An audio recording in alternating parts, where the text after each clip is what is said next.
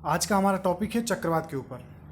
चक्रवात से पहले हमने आप लोगों को बताया था कि हमें पढ़ना था वायु राशियों के बारे में यानी एयर मास। उसके बाद हमें पढ़ना पड़ा फ्रंट के बारे में यानी कि वातागर। और ये दोनों टॉपिक जो है किससे रिलेटेड हैं, आप लोगों को हमने दोनों वीडियो में बताया था कि ये दोनों टॉपिक जो है रिलेटेड हैं चक्रवात से। मतलब चक्रवातों का बनना, चक्रवातों की उत्पत्ति, ये सब जो है समझने के लिए हमें पहले ये समझना आवश्यक था कि वायु राशियाँ क्या होती हैं और फ्रंट क्या होते हैं। तो अब इस लेक्चर में हम समझते हैं कि चक्रवात क्या होते हैं। देखिए, चक्रवात नाम से ही स्पष्ट है कि चक्रवात यानी कि चक्करदार हवाएं। चक्रवात जो है नाम से स्पष्ट होता है कि चक्करदार हवाओं से ये रिलेटेड है। मतलब ऐसी कोई परिस्थिति बन जाए जिससे कि जो हवाएं जो क्षैतिज रूप से चलती हैं, प्रवाहित होती हैं, वो क्षैतिज रूप से प्रवाहित न होकर के उनमें क्या हो जाए, उनमें एक चक्रण हो जाए जिससे कि ये गोल गोल घूमने लगे। तो इसे ही हम चक्रवात कहते हैं। ये हो गई नॉर्मली समझने के लिए एक डेफिनेशन। अब अगर हम डेफिनेशन की बात करें तो डेफिनेशन हमने लिखी हुई है कि ऐसा शक्तिशाली तूफान जिसके बाहर उच्च वायुदाब होता है। मतलब टेक्निकल भाषा में अगर बात करें हम तो नॉर्मली हमने बोल दिया कि हवाओं का चक्कर जब लगने लगे, चक्करदार हवाएं घूमने लगे तो चक्रवात बन जाता है। लेकिन टेक्निकली हम अगर बोलेंगे तो ऐसा तूफान या ऐसी हवा कि जब वो गोल गोल घूमने लगे और जिसमें बाहर की तरफ हो उच्च वायुदाब और अंदर की तरफ पाया जाए निम्न वायुदाब। मतलब आप दूसरे शब्दों में कह सकते हैं कि जो वायुदाब प्रवणता है, वायुदाब प्रवणता किधर से हो, बाहर से अंदर की तरफ हो। ठीक है, बाहर से अंदर की तरफ होने का मतलब क्या है कि बाहर जो है यहाँ पे उच्च वायुदाब पाया जाए, ठीक है, और यहाँ पे जो है अंदर जो है निम्न वायुदाब। तो वायुदाब प्रवणता अपने आप उच्च वायुदाब से निम्न वायुदाब की तरफ होती है, तो इसलिए जो वायुदाब प्रवणता है वो बाहर से अंदर की तरफ हो जाए।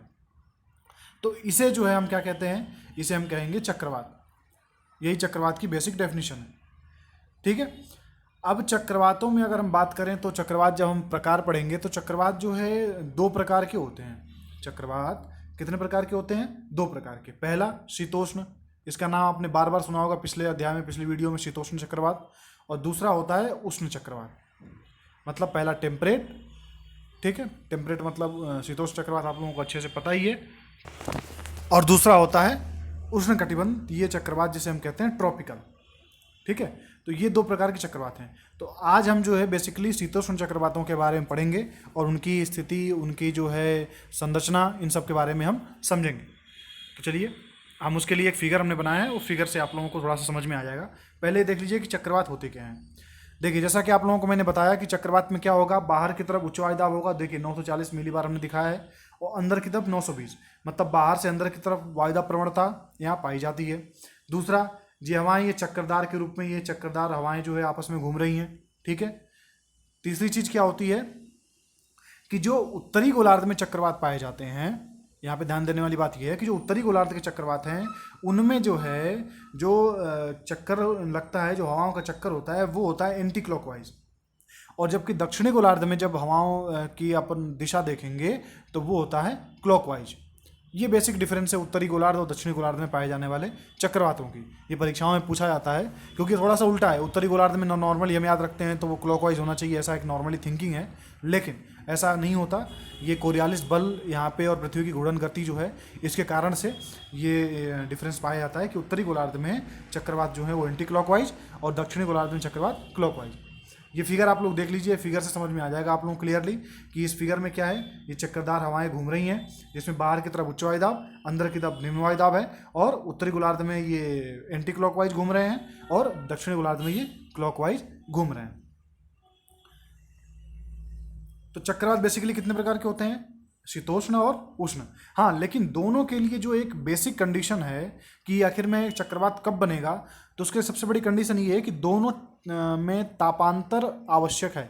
मतलब ये है कि चक्रवात जब भी बनेगा तब ऐसी दो प्रकार की हवाएं मिलेंगी जिनमें टेम्परेचर डिफरेंस होगा, और उसी टेम्परेचर डिफरेंस के कारण ये चक्रवातों की उत्पत्ति होती है। हालांकि ये जो लाइन हमने बोली है कि दो प्रकार की हवाएं मिलती हैं, ये कहीं ना कहीं अगर आप पढ़ेंगे जब उष्ण चक्रवात तो इसमें ये लागू नहीं होता, क्योंकि उष्ण चक्रवात में क्या होता है कि दो प्रकार की हवाएं नहीं मिलती, एक ही हवा होती है, वो दो प्रकार के गुणधर्म व्यक्त करती है। हमने आप लोगों को इसलिए ये चीज़ स्पष्ट कर दी कि बाद में आप लोग सोचें कि हमने ये बोला था कि दो प्रकार की हवाएं मिलती हैं। तो दो प्रकार की हवाओं ना बोल करके हम ये बोल सकते हैं कि दो विभिन्न फिजिकल जो उनकी गुणधर्म हैं, तो विभिन्न गुणधर्म वाली जो दो हवाएं हैं वो मिलती है। मतलब एक हवा गर्म होनी चाहिए और एक अपेक्षाकृत ठंडी होनी चाहिए, तो तभी जाकर के वो चक्रवातों की उत्पत्ति होगी।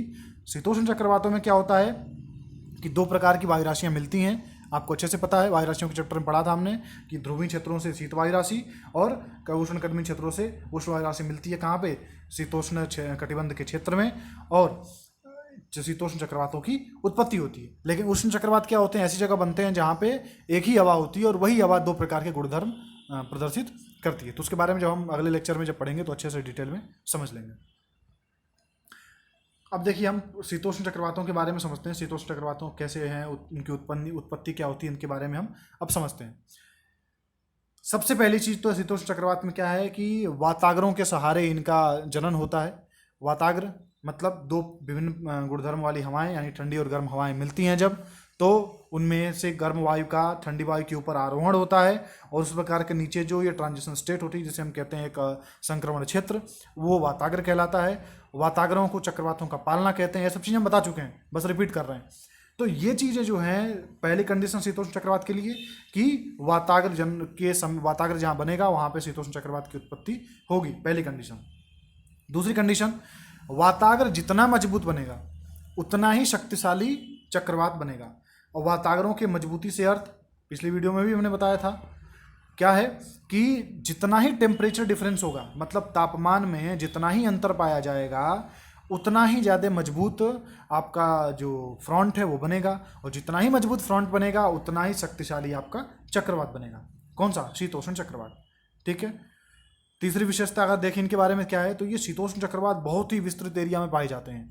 मतलब इनकी जो मिनिमम रेंज एक तरह से कह सकते हैं आप 1000 किलोमीटर से 2000 किलोमीटर के बीच की जो रेंज होती है, नॉर्मल कंडीशन वाली रेंज है इनकी।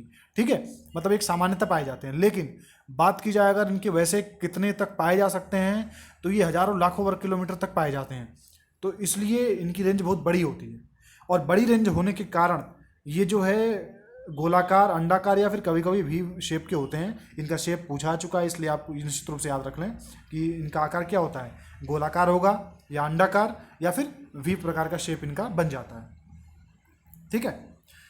हाँ, चक्रवात के बारे में एक चीज़ और पॉइंट याद आ रहा है कि चक्रवात में क्या होता है, जो नीचे का हिस्सा होता है, हम शीतोष्ण नहीं, नॉर्मली चक्रवात की बात कर रहे हैं, तो चक्रवात में जो नीचे का हिस्सा होता है वो क्या होता है, वो संकरा होता है अपेक्षाकृत ऊपर के हिस्से के। मतलब ऐसे ऊपर हवाएं, ऊपर जो हिस्सा होगा वो चौड़ा होगा जो इनका, और जो नीचे का हिस्सा होगा वो सकरा होगा। ठीक है। तो ये मान लीजिए कभी परीक्षा में अगर पूछा जाए तो आप लोगों को मालूम होना चाहिए। अब शीतोष्ण चक्रवातों के हम मौसम के बारे में समझते हैं कि आखिर में शीतोष्ण चक्रवात से आखिर मौसम पे क्या इफेक्ट पड़ता है। तो देखिए, यहाँ पे शीतोष्ण चक्रवातों के मौसम पढ़ने के लिए यहाँ पे दो प्रकार से हम डिवाइड करके पढ़ेंगे। पहला होता है, चूंकि वाताग्र यहाँ पे मेन रोल अदा करते हैं, तो वाताग्र आप लोगों को मैंने बताया था कि दो प्रकार के, मेनली दो प्रकार के हम पढ़ते हैं, शीत वाताग्र और उष्ण वाताग्र। तो शीत वाताग्र के सहारे जो चक्रवात उत्पन्न होंगे उनकी क्या कंडीशंस होंगी, वो क्या इफेक्ट देंगे मौसम पे, और जो उष्ण वाले जो वाताग्र होंगे उनसे क्या होगा। तो देखिए, शीत वाताग्र की बात करें अगर, तो आपको अच्छे से पता है शीत वाताग्र कब उत्पन्न होता है, थोड़ा सा रिकॉल कर लेते हैं। तो शीत वाताग्र में क्या होता है कि जो आक्रामक जो शीतल वायु राशि है वो आक्रामक रूप से उष्ण वायु राशि के नीचे धंसती चली जाती है और वो उष्ण वायु राशि को ऊपर उठा देती है। ये होता है शीत वाताग्र। तो जब जाहिर सी बात है कि यहाँ पे जो ढाल पाया जाता है, यहाँ पे जो इनकी कंडीशन पाई जाती है, बहुत ही इनका एंगल बहुत ही तीव्र होता है, तीक्ष्ण ढाल होता है।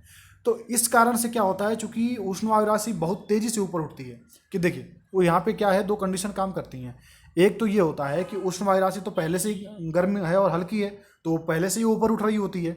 लेकिन चूंकि यहाँ पे जो शीत वायु राशि होती है वो क्या होती है, वो बहुत ही तीव्र गति से आती है और आक्रामक रूप से उसके नीचे धंसती है, तो वो उष्ण वायु राशि को और ऊपर धकेलती है। तो इस कारण से उष्ण वायु राशि बहुत ही तेजी से ऊपर उठती है।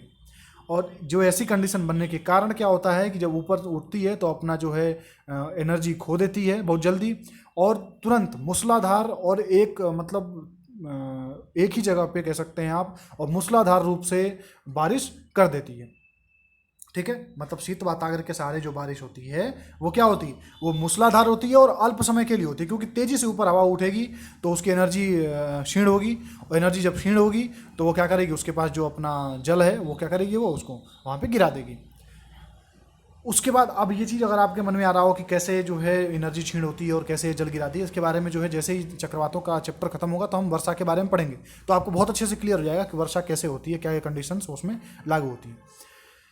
ठीक है, तो ये हो गई शीत वाताग्र। अब बात ये है उष्ण वाताग्र के बारे में समझने की। तो उष्ण वाताग्र में क्या होता है कि यहाँ पे क्या होता है कि शीतल वायु राशि आक्रामक नहीं होती है, नॉर्मल होती है, जबकि उष्ण वायु राशि आक्रामक होती है तो वो तुरंत ऊपर उठ जाती है। तो यहाँ पे केवल उष्ण वायु राशि जो आक्रामक होती है तो यहाँ पे उतनी अच्छी कंडीशंस प्राप्त नहीं होती हैं। और साथ में पिछले वीडियो में हमने बताया था आप लोगों को कि उष्ण वायु राशि जब उष्ण वाताग्र जब बनते हैं तो उस समय क्या होता है, अपेक्षाकृत शीत वाताग्र के अपेक्षाकृत उष्ण वाताग्र में जो उनका एंगल होता है, वो ढाल होता है, वो तीक्ष्ण न होकर के नॉर्मल होता है। तो इस कारण से धीरे धीरे वायु जो है ऊपर उठती है। कौन सी? उष्ण वायु राशि। तो जब उष्ण वायु राशि धीरे धीरे ऊपर उठेगी तो क्या होगा, बारिश भी धीरे धीरे, उनका जो संघनन वगैरह जो होते हैं, जो बादल बनते हैं, संघनन होता है उनका, और एनर्जी क्षय जो होता है, ये सब चीज़ क्या होती हैं, ये जो है धीरे धीरे होती हैं। और जब धीरे धीरे होगी तो बारिश भी क्या होगी, धीरे धीरे होगी, और बहुत ही देर, एक एक दो दो महीने तक इससे बारिश और फुहारों के रूप में बारिश इससे होती रहती है। ठीक है, तो आपको समझ में आ गया कि शीतोष्ण चक्रवात जो होते हैं उनमें क्या होता है कि दो प्रकार मौसम में प्रभाव अगर समझें तो शीत वाताग्रों के सहारे और उष्ण वाताग्रों के सहारे। तो शीत वाताग्रों के सहारे जो मौसम होता है वो क्या होता है, मूसलाधार बारिश होती है और तड़ित झंझा, बिजली चमकती है, मतलब कड़कड़ाहट के साथ बारिश होती है। तो ये सारी कंडीशन फॉलो होती हैं और बारिश मूसलाधार और अल्प समय के लिए ही होती है। जबकि उष्ण वाताग्रों के सहारे बारिश जब होती है तो उसमें क्या होता है, उसमें जो चक्रवात आते हैं उसमें नॉर्मली धीरे धीरे बारिश होती है और बहुत दीर्घ समय तक इससे बारिश चलती रहती है फुहारों के रूप में। शीतोष्ण चक्रवातों के बारे में दो चार पॉइंट और आप समझ लीजिए। देखिए, आपको नोट्स जो है विस्तृत रूप से आपको PDF फाइल के रूप में हम प्रोवाइड करा रहे हैं प्रत्येक वीडियो में, और इसमें थोड़ी सी चेंजिंग की है हमने। आप लोग जो है, मेरा टेलीग्राम चैनल है, टारगेट पाठशाला के नाम से ही है, आप टेलीग्राम पे सर्च करिए टारगेट पाठशाला, टारगेट स्पेस पाठशाला, ये डाल के आप सर्च करेंगे तो चैनल आपको मिल जाएगा। उस चैनल में आप जा करके आप ज्वाइन हो जाइए, और वहाँ पे मैं अपने जो नोट्स हैं, PDF फाइल्स हैं, वो अपलोड कर रहा हूँ। साथ में मैं जल्दी ही इस वीक के लास्ट तक जाते जाते या अगले वीक के स्टार्टिंग में मैं अपने जो करंट अफेयर्स की क्लासेस भी शुरू कर रहा हूँ। तो इसलिए जो है वो सारी क्लासेस जो है टेलीग्राम पे अपलोड करेंगे, तो आप लोग वो चैनल जा कर के ज्वाइन कर सकते हैं। थोड़ी सी बात हम जरूर बताना चाहेंगे कि हमने लिंक जरूर दे रखी है, लेकिन अगर ब्राउज़र्स हैं जिसमें कुछ जो हैंडसेट हैं जो खुद के ब्राउज़र सपोर्ट करते हैं तो उनसे टेलीग्राम लिंक काम नहीं करती है। तो अगर काम ना करे तो आप सिंपल टेलीग्राम पे जा कर के टारगेट पाठशाला सर्च कर लीजिए और चैनल को आप ज्वाइन कर लीजिए, वहाँ से आपको नोट्स प्राप्त हो जाएंगे। ठीक है, तो आप दो तीन बातें समझ लेते हैं कि देखिए, शीतोष्ण चक्रवातों के लिए सबसे बड़ी बात क्या होती है कि यहाँ पर वायु का अभिसरण होना चाहिए, मतलब दो वायु राशियाँ आकर के मिलनी चाहिए। तो आपको याद है, ध्रुवीय वायु राशि और उष्ण वायु राशि दोनों आकर के क्या होती हैं, शीतोष्ण कटिबंध का जो क्षेत्र होता है 35 से लेकर के 60 डिग्री के बीच का जो पछुआ पवनों का क्षेत्र होता है, उस क्षेत्र में आकर के ये हवाओं का अभिसरण होता है, दोनों हवाओं का। और इस तरह से क्या होता है, हवा अभिसरण होने के कारण यहाँ पे शीतोष्ण चक्रवातों की उत्पन्न होती है। अब देखिए, शीतोष्ण नाम इसलिए पड़ा क्योंकि जो क्षेत्र है जहाँ पे ये उत्पन्न होते हैं वो शीतोष्ण कटिबंध है। कटिबंध का हमने वीडियो ऑलरेडी डाल रखा है, तो शीतोष्ण कटिबंध है और इसलिए उनका नाम शीतोष्ण कटिबंधी चक्रवात कहते हैं। दूसरा पॉइंट ये है कि उत्तरी गोलार्ध जो है, उत्तरी गोलार्ध में आपको अच्छे से पता है, अगर हम पृथ्वी को ध्यान से देखें तो उत्तरी गोलार्ध जो ये हिस्सा है इसमें स्थल भाग ज़्यादा है और दक्षिणी गोलार्ध में जल भाग ज़्यादा है। ठीक है, तो स्थल भाग ज़्यादा होने के कारण उसका क्या होता है कि यहाँ पे गर्मी ज़्यादा होती है, क्योंकि स्थल भाग आपको अच्छे से पता है गर्म अच्छे से होता है, जल्दी हो जाता है गर्म, तो यहाँ पे गर्मी ज़्यादा पाई जाती है।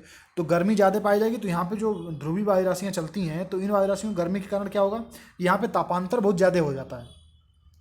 तो तापांतर जब ज़्यादा हो जाता है तो इस कारण से क्या होगा, आपको मजबूत वाताग्र बनेंगे, तापांतर अधिक होने के कारण। और मजबूत वातावरण बनने से क्या होगा, शक्तिशाली जो है आपके शीतोष्ण चक्रवातों की उत्पत्ति होती है। मतलब उत्तरी गोलार्ध के जो शीतोष्ण चक्रवात होते हैं वो अपेक्षाकृत दक्षिणी गोलार्ध के शीतोष्ण चक्रवातों के ज़्यादा प्रभावशाली होते हैं और ज़्यादा मजबूत होते हैं, ज़्यादा शक्तिशाली होते हैं। साथ में जो पछुआ पवन की पेटी में जब इन चक्रवातों की उत्पन्न होती है, किसकी, शीतोष्ण चक्रवातों की जो उत्पत्ति होती है, वो पछुआ पवन की पेटी में जब होती है, यहाँ पे ये 35 से लेकर के 60 डिग्री के बीच में जो अक्षांशों के बीच का जो क्षेत्र है, तो उत्पत्ति होने के बाद ये चूंकि पछुआ पवनों का क्षेत्र है, तो पछुआ पवनें आपको याद होगा कैसे चलती हैं, पश्चिम से लेकर के पूर्व तक, इसलिए तो इनका नाम पड़ा पछुआ पवन, क्योंकि ये पश्चिम से चलती हैं। तो पश्चिम से पूर्व चलने के कारण जो चक्रवातों की उत्पत्ति होती है शीतोष्ण चक्रवातों की, तो वो चक्रवात भी उत्पत्ति के बाद पश्चिम से लेकर के पूर्व की ओर गमन करते हैं। तो ये हो गए कुछ पॉइंट्स आप लोगों के, नोट्स आप लोगों को मैंने बता ही दिया कि आप टेलीग्राम चैनल ज्वाइन कर लीजिए, वहाँ पे आपको निरंतर रूप से नोट्स प्राप्त होते रहेंगे। तो आज का लेक्चर यहीं हम समाप्त करते हैं। शीतोष्ण चक्रवातों के बारे में जो पॉइंट्स जानने थे, आपको आवश्यक थे, वही हमने बताए हैं। अब अगर डिटेल में समझना होता है तो इसमें कई इनकी कैसे उत्पत्ति होती है, कई सिद्धांत हैं होते हैं, कई बर्फनीज वगैरह जो वैज्ञानिक हैं उनके सिद्धांत हैं, तो इनके बारे में हम इसलिए नहीं पढ़ रहे क्योंकि ये नॉर्मली एग्ज़ाम्स में नहीं पूछा जाता, तो इसलिए हम इनके बारे में नहीं पढ़ रहे। अगर ज़रूरत पड़ेगी तो उसके लिए अलग से हम वीडियो बना देंगे। और अब आप लोग जो है वेबसाइट www.jainशिक्षा.com पे जा करके हमारे संस्थान जो है जैन शिक्षा संस्थान रेड क्लिफ स्कूल भोपाल में संचालित होता है, उसके बारे में आप जानकारी प्राप्त कर सकते हैं। यहाँ पर आपको सभी कॉम्पिटिटिव एग्जाम्स की तैयारी करवाई जाती है। टारगेट पाठशाला जो चैनल है उसे आप सब्सक्राइब कर लें और साथ में बेल आइकॉन भी प्रेस कर लें, जिससे कि आपको निरंतर रूप से वीडियो मिलती रहे। और अगर कोई सजेशन हो आपका तो आप कमेंट करके हमें बता सकते हैं, हम उस पर निश्चित रूप से वर्क करेंगे। मिलते हैं हम अगली वीडियो में, तब तक के लिए जय हिंद।